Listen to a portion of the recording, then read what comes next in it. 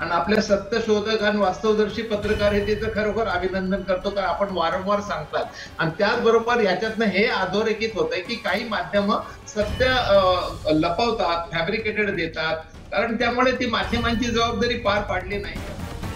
बरं, गोपाळ तिवारी, आता क्षणाची breaking news आपण बघतोय ती म्हणजे अशी की येवल्यातनं छगन भुजबळ यांची पिछाडी अजूनही कायम आहे आणि त्यांच्या विरुद्ध म्हणजे छगन भुजबळ हे 1300 मतांनी, म्हणजे थोड्यापूर्वी आपण 115 मतं म्हटलो होतो, पण आता 1300 मतांनी ते पिछाडीवरती आहेत. शरद पवार गटाचे माणिकराव शिंदे यांची आघाडी आत्ता या क्षणापर्यंत कायम असल्याचं आपण बघतोय. आश्चर्यकारक मी पुन्हा एकदा याच्यासाठी म्हणतो, कारण बघा जे पडद्यावर आकडे दिसत आहेत आणि आम्ही पुन्हा सांगतोय फॅब्रिकेटेड आकडे नाही आहेत, जे वस्तुस्थितीला धरून आकडे आहेत, वास्तव आहे तेच आहे.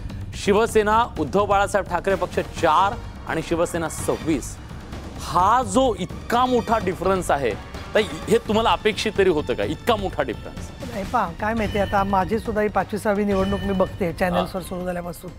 जेव्हा एका फेरीमध्ये, आता तशा फेऱ्यांमध्येच मतमोजणी होत असेल, तर एका फेरीमध्ये समजा एक 20,000 किंवा 30,000ची जी काही फेरी असेल, ती पूर्ण फेरी कव्हर करून जेव्हा लीड वाढतो त्याच्यानंतर आपण म्हणू शकतो की हा उमेदवार आता नक्कीच विजयी होणार आहे. त्याच्यामुळे आता मला स्वतः वाटतं की थोडं तरी आपल्याला हळूहळू, मी असं घाई नको आपण, पण हळूहळू तरी हे दिसतंय की कल तुमच्या बाजूने आहे. नाही, मला मी आपल्याला विनंती केली होती की हे कल फक्त पोस्टलचे नाही आहेत,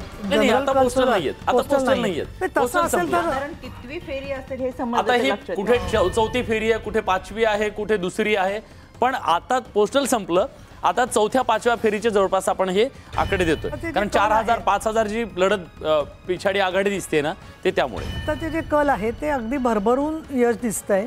परंतु मला असं वाटतं की कधी घाईघाईने त्याच्यावरती रिॲक्शन देण्यापेक्षा आपण थोडंसं वेट अँड वॉच करावं, कारण माझा श्रद्धा आणि सबुरीवर विश्वास आहे. श्रद्धा आणि सबुरी बऱ्याच जणांना शेवटचे निकाल हाती येईपर्यंत यावेळेला ठेवावी लागणार आहे. शतक पार केलेलं आहे महायुतीनं कलांच्या बाबतीत. 109 जागांचे कल हाती आलेले आहेत, ज्यापैकी 54 जागांवरती भाजप आघाडी घेते. दमदार कामगिरी महायुतीची.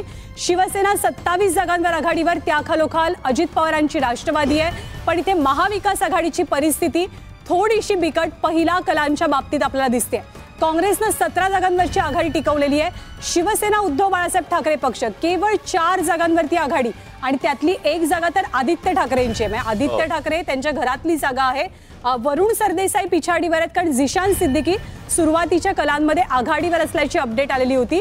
आणि दुसरीकडे शरद पवारांचा राष्ट्रवादी काँग्रेस पक्ष 11 जागांवरची आघाडी, म्हणजे इथे महाविकास आघाडीमध्ये जर काँग्रेस खालोखाल कुणाची कामगिरी आहे तर ती शरद पवारांच्या पक्षाची, आणि तिकडे महायुतीमध्ये भाजप खालोखाल शिवसेनेची सर्वात मोठी कामगिरी. पण विलास, तू म्हणालास तो डिफरन्स खूप विजिबल आहे. शिंदेची शिवसेना 27 जागा, ठाकरेंची शिवसेना 4 जागा, आणि विजिबल तो सुद्धा आहे.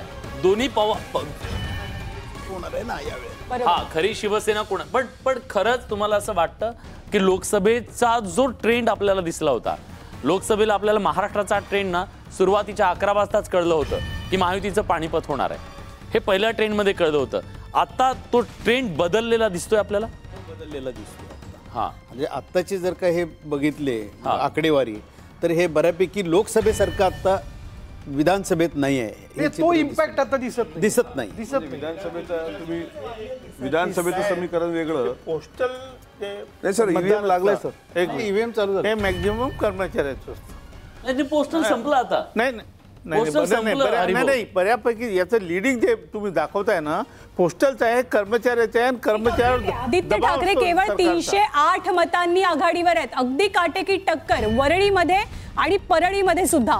परळीतलं काय चित्र, धनंजय मुंडे आघाडीवरती, तिकडे संजय शिरसाट पिछाडीवर आहेत. पण केवळ काहीशे मतांनी वरळीमध्ये आदित्य ठाकरे सध्या आघाडीवरती आहेत. मनसेचं आव्हान आहे शिवसेनेचं आव्हान. कालीचरण महाराजांनी संजय शिरसाट यांच्या मतदारसंघामध्ये जाऊन जरांगेंच्या विरुद्ध जे वक्तव्य केलं होतं ना, ते वक्तव्य त्यांना महागात पडण्याची शक्यता आहे. भलेही संजय शिरसाट नंतर जाऊन जरांगे पाटलांकडे गेले, पण जो मेसेज जायचा तो गेला, आणि कदाचित त्याचा एक मोठा फटका बसू शकतो.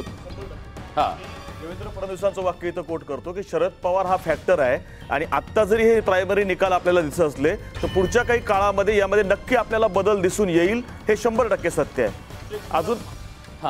अजून बहुतांश फेऱ्या बाकी आहेत, त्यामुळे या पहिल्या फेऱ्यांमध्ये हा सगळा अंदाज बांधणं मला असं वाटतं चुकीचं ठरेल. त्यामुळे वेट अँड वॉच थोडा अजितदादांना कमी लेखलं खरं सांग तुम्ही. अजिबात कमी लेखायचं कारण नाही, पण एक गोष्ट मी प्रामुख्याने नमूद करून सांगतो की अजितदादांच्या कामाबद्दल त्यांच्या याच्याबद्दल दुमत नाही, पण अजितदादा करण्यासारखे आहेत, पण ते दुर्योधनाच्या सोबत असल्याने अडचण आहे. सगळ्यात मोठी अडचण ती आहे. अडचण ती आहे. काय दुर्योधन कोण काय कर्णाच्या विजयाचा फायदा जर दुर्योधनाला होत असेल, त्यांनाच माहित असेल ते कोण. कर्णाच्या विजयाचा फायदा दुर्योधनाला होत असेल तर मग त्यांना हरवणं ही कृष्णनीती असली पाहिजे. आणि त्याच अनुषंगाने हे आहे की अजितदादांनी या वयामध्ये पवार साहेबांना सोडणं ही सगळ्यात मोठी आम्हाला नाही महाराष्ट्राला लागलेली सगळ्यात मोठं झालेलं दुःख आहे. बरं 2-2.5 वर्षामध्ये ज्या काही घटना घडल्या त्या काही राजकारणाच्या इतिहासामध्ये पहिल्याच घडलेल्या नाहीयेत. या अगोदर अनेक वेळा त्या घटना घडलेल्या आहेत आणि त्या घटनांची पुनरावृत्ती आता झालेली. त्याच्यामुळे दादांना कायम अपराधाच्या भूमिकेमध्ये पाहणं आणि ते विरोधकांनी दाखवणं हा सगळ्यात महिला अजेंडा त्यांचा होता, कारण की त्यांना दुसरा ब्लेम करण्यासारख्या गोष्टी नव्हत्या.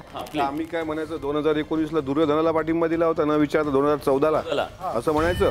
अध्यात्म काढायचं बसलो तर लय अध्यात्म आहेत. मग याच्यात घटोत्कच कोण, जयद्रथ कोण, तुमचा कर्ण कोण, शकुनी कोण, हे सगळंच कळायला लागल. महाभारत, पण महाभारताचा आजचा विषयच नाही आहे. पण असं का हो, तुम्ही जे करता ती चाणक्य नीती असते आणि हे करतात ते गद्दारी असते, असं कसं? असं बिलकुल नांदगाव बद्दल बोलायला हवं. नांदगावमधनं सुहास कांदे यांनी आघाडी घेतलेली आहे. मोठी आघाडी सुहास कांदे यांनी 8,000 मतांनी त्या आघाडीवर आहेत. त्यामुळे